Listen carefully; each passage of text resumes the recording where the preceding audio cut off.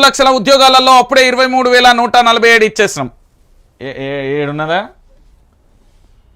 కుర్చీ మడత పెట్టి మళ్ళా ఏందోనట వీళ్ళట ఉద్యోగాలు ఇచ్చిల్లట.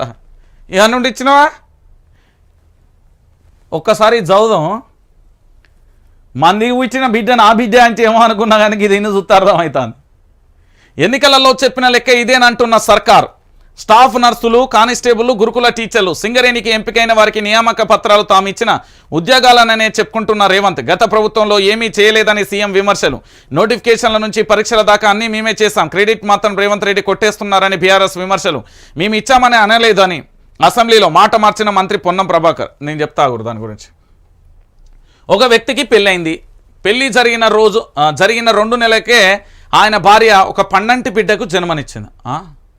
ఒక వ్యక్తి పెళ్ళైంది, ఓకే, పెళ్ళి జరిగిన 2 నెలలకే అట్లెట్లా?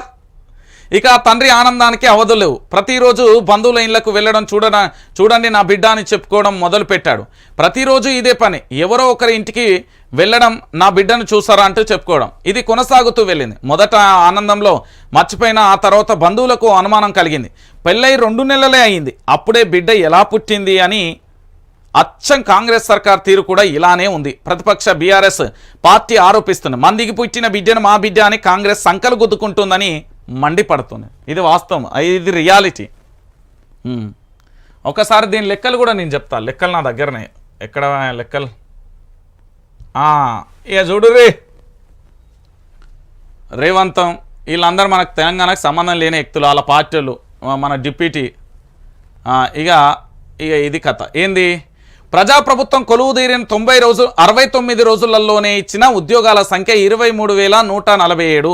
నర్సింగ్ ఆఫీసర్లు 6,956 పోస్టులు, సింగరేణి 441, కానిస్టేబుల్ 15,750. కుర్చీదే మడత పెట్టి టీఎస్పీఎస్సీ బోర్డు నియామకమైందే మొన్న. టీఎస్పీఎస్సీ బోర్డులో ఒక నోటిఫికేషన్ కూడా ఇవ్వలే. సిగ్గెట్లా అనిపిస్తలేదా కాంగ్రెస్ పార్టీ వాళ్ళకు? మంది ఇచ్చిన బిడ్డ నా బిడ్డ అని చెప్పుకోవడానికి కొంచెం అన్న సిగ్గుశరం అనిపిస్తలేదు.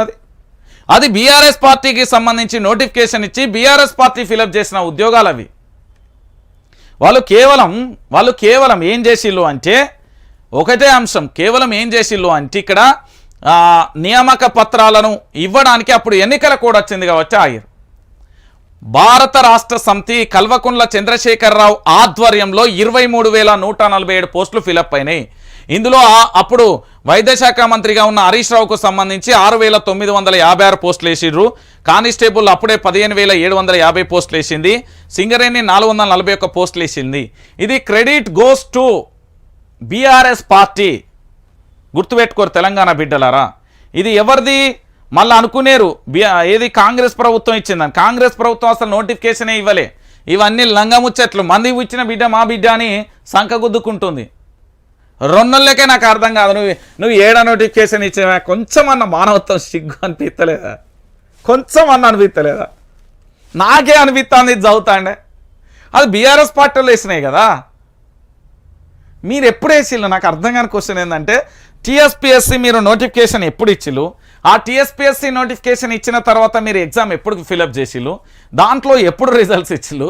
ఎప్పుడు నియామకాలు రెడీ చేసిరు? చెప్పు కొంచెం సిగ్గుండాలి. మళ్ళా మేము ఇచ్చినాం అని చెప్పనీకి మంది ఇచ్చిన బిడ్డ నా బిడ్డ అని సంకల్పం గుద్దుకోర్రి.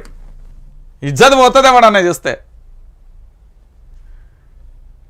2 లక్షల ఉద్యోగాలలో 23,000 ఇచ్చినాం అని చెప్పుకోవడానికి సిగ్గు పోతుంది. చిచ్చి ఇంత గలీజ్గా అవుతారు అనుకోలే నేనైతే.